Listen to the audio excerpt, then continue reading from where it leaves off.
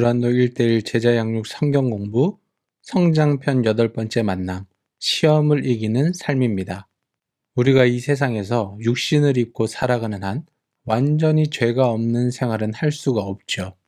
따라서 우리는 늘 하나님의 도우심을 구하며 죄와 유혹을 이겨야 합니다. 성경에서 말하는 시험은 크게 3가지 종류가 있습니다. 먼저 첫 번째는 시련입니다. 야고보서 1장 2절에서 4절 말씀, 내 형제들아 너희가 여러 가지 시험을 당하거든 온전히 기쁘게 여기라. 이는 너희 믿음의 시련이 인내를 만들어내는 줄 너희가 알미라. 인내를 온전히 이루라. 이는 너희로 온전하고 구비하여 조금도 부족함이 없게 하려 함이라. 아멘. 여기에 나오는 시험은 시련이라고 할 수가 있는데요. 이 시련의 목적은 우리를 더 단련하고 성숙하게 만드는 것입니다. 따라서 우리는 이 시련을 통해 하나님의 사람으로 더욱더 성장할 수가 있습니다. 두 번째, 성경에서 말하는 시험은 유혹입니다. 야고보서 1장 13절에서 14절 말씀, 사람이 시험을 받을 때 내가 하나님께 시험을 받는다 하지 말지니 하나님은 악에게 시험을 받지도 아니하시고 친히 아무도 시험하지 아니하시느니라. 오직 각 사람이 시험을 받는 것은 자기 욕심에 끌려 미혹됨이니. 아멘. 여기서 말하는 시험은 우리의 욕심을 자극해서 죄를 짓게 만드는 유혹이라고 할 수가 있습니다. 영어로 말하면 temptation이라고 할 수가 있죠. 세 번째로 성경에서 말하는 시험 중에 테스트가 있습니다. 창세기 22장 1절 말씀, 그 일 후에 하나님이 아브라함을 시험하시려고 그를 부르시되 아브라함아 하시니 그가 이르되 내가 여기 있나이다. 아멘. 여기에 나오는 시험은 하나님께서 그 사람의 믿음을 확인해 보려고 하는 테스트입니다. 뭔가 그 사람을 넘어뜨리거나 죄에 빠지게 하기 위해서 그렇게 하시는 게 아니죠. 따라서 이 과에서는 주로 유혹의 의미를 다룹니다. 시험 중에서도 이 유혹에 대해서 우리가 이야기를 나눌 것입니다. 고린도전서 10장 13절은 그리스도인들이 당하는 시험 문제의 열쇠가 되는 구절입니다. 고린도전서 10장 13절 말씀, 사람이 감당할 시험 밖에는 너희가 당한 것이 없나니 오직 하나님은 미쁘사 너희가 감당하지 못할 시험 당함을 허락하지 아니하시고 시험 당할 즈음에 또한 피할 길을 내사 너희로 능히 감당하게 하시느니라. 아멘. 우리가 당하는 모든 시험은 어떤 시험이죠? 우리가 감당할 수 있는 시험입니다. 우리가 시험을 당할 때 능히 이기게 하시는 분은 누구시죠? 하나님이시죠. 시험에 들어 죄에 빠지지 않기 위해서 우리는 어떻게 해야 될까요? 피할 길을 찾아야 됩니다. 그 자리에 가만히 있는 것이 아니라 그 시험을 이길 수 있는, 피할 수 있는 방법을 찾아야 되는 거죠. 하나님이 시험을 제거해 주시나요? 그렇지 않습니다. 우리에게는 끊임없이 시험이 있습니다. 그렇다면 그런 시험이 많은 상황에서 하나님이 우리를 위해서 하시는 일은 무엇이냐? 피할 길을 내신다는 거예요. 그 시험을 이길 수 있도록 우리를 인도하신다는 거죠. 자, 그렇다면 시험에 빠지지 않기 위해 우리가 할 수 있는 일은 구체적으로 어떤 것이 있을까? 마태복음 6장 9절 말씀, 그러므로 너희는 이렇게 기도하라. 하늘에 계신 우리 아버지여, 이름이 거룩히 여김을 받으시오며, 마태복음 6장 13절 말씀, 우리를 시험에 들게 하지 마시옵고 다만 악에서 구하시옵소서. 나라와 권세와 영광이 아버지께 영원히 있사옵나이다. 아멘. 시험에 빠지지 않기 위해 첫 번째로 우리는 하나님께 기도할 수가 있습니다. 두 번째로 시편 119편 9절 말씀, 청년이 무엇으로 그의 행실을 깨끗하게 하리이까? 주의 말씀만 지킬 따름이니이다. 아멘. 시험에 빠지지 않기 위해서 우리는 하나님의 말씀을 가까이 하고 하나님의 말씀을 지켜야 합니다. 세 번째, 요한일서 5장 4절에서 5절 말씀, 무릇 하나님께로부터 난 자마다 세상을 이기느니라. 세상을 이기는 승리는 이것이니 우리의 믿음이니라. 예수께서 하나님의 아들이심을 믿는 자가 아니면 세상을 이기는 자가 누구냐? 아멘. 우리가 시험을 이기기 위해서는 하나님의 아들이신 예수 그리스도를 굳게 믿어야 됩니다. 그 예수님만을 의지하고 예수님을 신뢰하며 따라가야 되는 거예요. 그때 우리는 시험을 이길 수가 있습니다. 네 번째, 야고보서 4장 7절 말씀, 그런즉 너희는 하나님께 복종할지어다.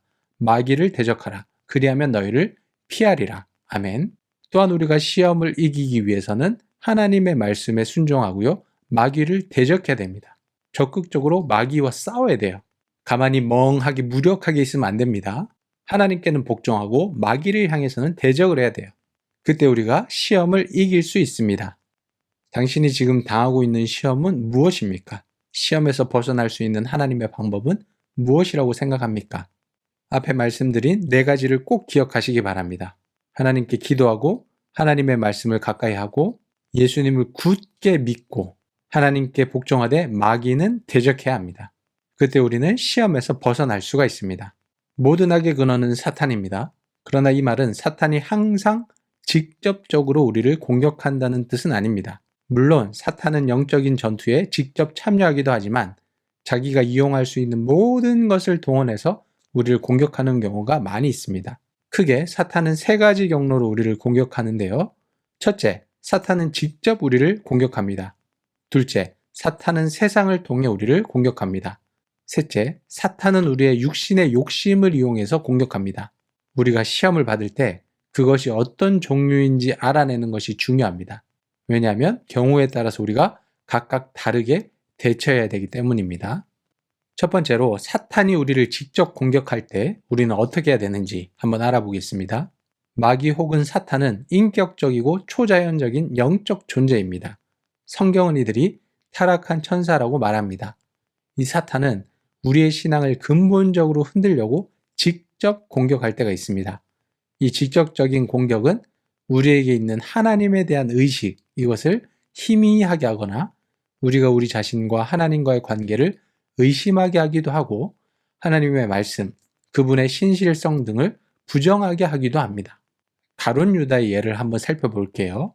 누가복음 22장 3절 말씀, 12 중에 하나인 가룟인이라 부르는 유다에게 사탄이 들어가니. 요한복음 13장 2절 말씀, 마귀가 벌써 시몬의 아들 가룟 유다의 마음에 예수를 팔려는 생각을 넣었더라. 아멘. 사탄이 직접 이 가룟 유다에게 들어갔습니다. 그리고 그의 생각을 조종하죠. 그래서 예수님을 의심하게 만들고 예수님을 부정하게 만듭니다. 이와 같이 사탄은 우리를 직접 공격할 때가 있습니다. 우리 안에 들어와서 우리의 마음과 생각을 조정하는 거죠. 그럴 때 우리는 어떻게 해야 될까요? 우리는 예수님처럼 사탄을 대적하면서 이 공격을 이겨내야 합니다. 마태복음 4장에서 예수님은 3번이나 성령의 검인 하나님의 기록된 말씀으로 사탄을 물리치셨습니다. 우리도 하나님의 말씀을 사용해서 성령의 능력으로 마귀를 대적할 수 있습니다. 만일 사탄이 우리가 구원을 받았다는 사실을 확신하지 못하게 한다면 우리는 예수 그리스도를 믿으면 누구나 영생을 얻는다는 분명한 말씀으로 사탄을 대적해야 합니다. 따라서 우리는 성경 말씀을 잘 알아야 합니다. 다윗이 범죄하지 않기 위해 주의 말씀을 자기 마음에 두었듯이 우리 마음에 하나님의 말씀을 많이 간직할 때 우리는 사탄의 공격에 적절히 대처할 수가 있습니다.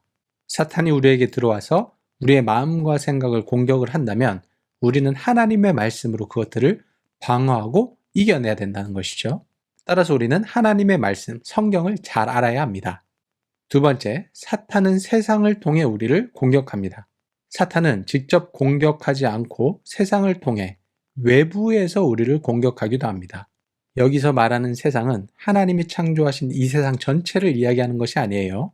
요한일서 2장 15절 16절에서 언급하는 하나님과 원수인 세상을 말하며 로마서 12장 2절에서 지적하는 이 세대를 말하기도 합니다. 이러한 종류의 세상은 구원받지 못한 사람들이 하나님의 뜻을 대적하거나 그분의 뜻과 무관하게 이룩한 사회, 문화, 가치 체계들로 구성된 세상을 뜻합니다. 이런 세상을 통해서 우리에게 오는 시험은요, 미묘해서 사람들이 보기에는 별로 문제될 것이 없어 보여요. 별것 아닌 것처럼 보입니다. 그러나 영적인 면에서는 우리에게 큰 손실이 있게 합니다. 아주 교묘한 공격이라고 할 수가 있죠. 세상이 외부에서 우리의 욕심을 자극해 유혹하는 3가지 영역이 있습니다. 요한일서 2장 16절 말씀, 이는 세상에 있는 모든 것이 육신의 정욕과 안목의 정욕과 이생의 자랑이니 다 아버지께로부터 온 것이 아니요 세상으로부터 온 것이라. 아멘. 이 세상은 이렇게 3가지로 우리의 욕심을 자극하는데요. 첫 번째가 육신의 정욕이죠. 감각적인 쾌락을 쫓게 하고요. 우리의 부패한 마음을 계속해서 충동질합니다. 두 번째로 안목의 정욕이 있습니다. 우리의 눈을 유혹해서 자꾸 우리가 보는 대로 탐하도록 만들죠. 거짓되고 사악한 정신적인 욕망을 충동질하고 그것을 계속해서 쫓게 만들죠. 세 번째로 이생의 자랑입니다. 자신의 우월함을 나타내기 위해 세상적인 가치를 최우선에 자꾸 두게 해요. 자기를 자랑하게 만들고 자기를 뽐내게 만들고 교만하게 만듭니다. 이렇게 세상은 세 가지 영역을 통해 외부에서 우리의 욕심을 자극합니다. 유혹하는 거죠. 우리는 이러한 시험에 어떻게 대처해야 될까요? 마태복음 6장 19절에서 34절의 말씀처럼 세상의 염려와 유혹이 오늘날과 같은 물질주의, 소비주의 사회에서 우리를 공격합니다. 특별히 이런 공격은 하나님에 대한 우리의 사랑이 식기 시작하면 그 공백 속으로 여러 가지 유혹이 우리에게 스며들어오죠. 이러한 시험은 도망간다고 해서 해결되는 것이 아닙니다. 세상을 통한 시험이 있을 때 우리는 우리의 경건 생활을 돌아보아야 합니다.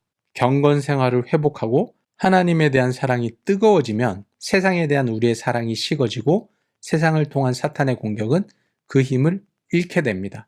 그러니까 이렇게 세상으로부터 오는 외부에서 오는 공격은 우리가 하나님을 더 뜨겁게 사랑하면 자연스럽게 사라지는 것들이에요.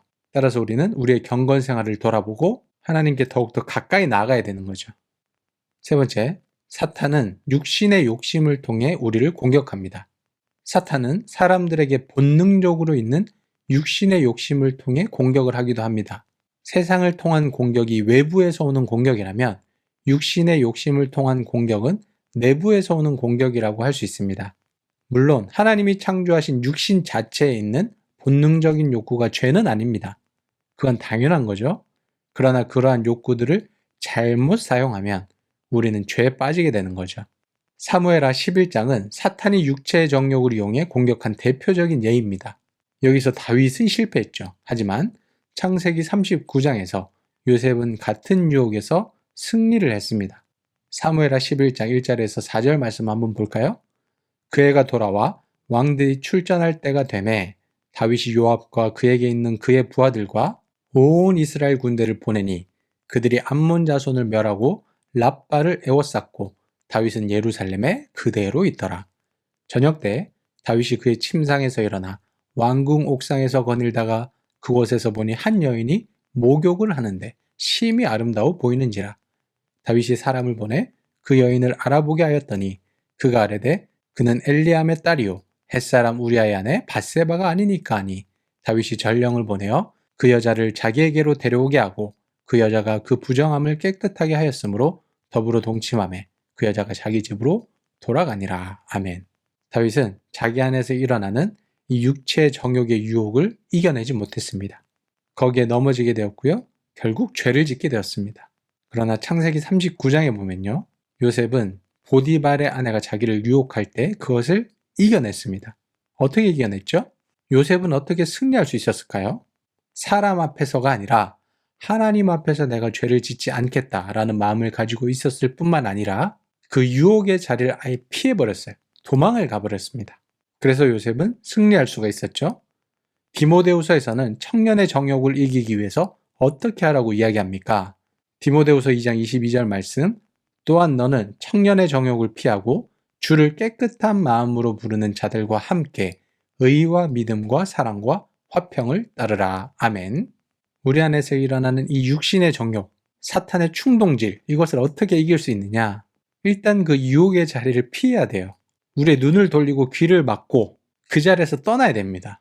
근데 그렇게만 한다고 되는 것이 아니라 동역자들과 함께 해야 됩니다. 주를 깨끗한 마음으로 부르는 자들과 함께 의와 믿음과 사랑과 화평을 따라야 돼요. 그러니까 내가 죄를 짓지 않겠다, 죄를 멀리하겠다 이런 마음만 가지고 안 된다니까요. 그러는 순간에도 우리는 죄에 대해서 묵상을 합니다. 우리가 죄를 이길 수 있는 방법은 뭐냐? 적극적으로 선을 행하는 거예요. 적극적으로 하나님의 말씀을 실천하는 거예요. 그때 우리는 의에 대해서 살고 죄에 대해서는 죽게 됩니다. 우리가 뭔가를 열심히 할 때 자동적으로 다른 것은 생각이 나지 않잖아요. 그것과 마찬가지입니다. 우리가 열심히 하나님의 의와 믿음과 사랑과 화평을 따르게 되면 자연스럽게 우리 생각에서 이 죄는 죽어지게 되는 거예요. 사탄의 공격 방법과 이에 대한 대응은 아래와 같이 정리할 수 있습니다. 사탄이 우리를 직접 공격할 때는 우리의 신앙을 근본적으로 공격합니다. 그때 우리는 말씀으로 무장함으로 이 시험을 이길 수가 있습니다. 사탄이 세상을 통해서 우리의 신앙을 외부로부터 공격할 때가 있습니다. 그럴 때는 우리가 우리의 경건 생활을 점검하고 하나님을 더욱더 뜨겁게 사랑해야 돼요. 그러면은 그 시험을 이길 수가 있습니다. 사탄이 우리의 육신의 욕심을 이용해서 신앙을 내부로부터 공격하는 경우가 있습니다. 그때는 그 현장에서 피해야 됩니다. 그리고 동역자들을 만나서 적극적으로 선과 의를 따르는 삶을 살아야 합니다. 그때 우리는 그 시험을 이겨낼 수가 있습니다. 이처럼 우리에게 오는 다양한 시험들, 죄의 유혹들을 하나님의 도우심으로 하나님의 은혜 가운데 이겨낼 수 있는 우리 모두가 될 수 있기를 간절히 소망합니다.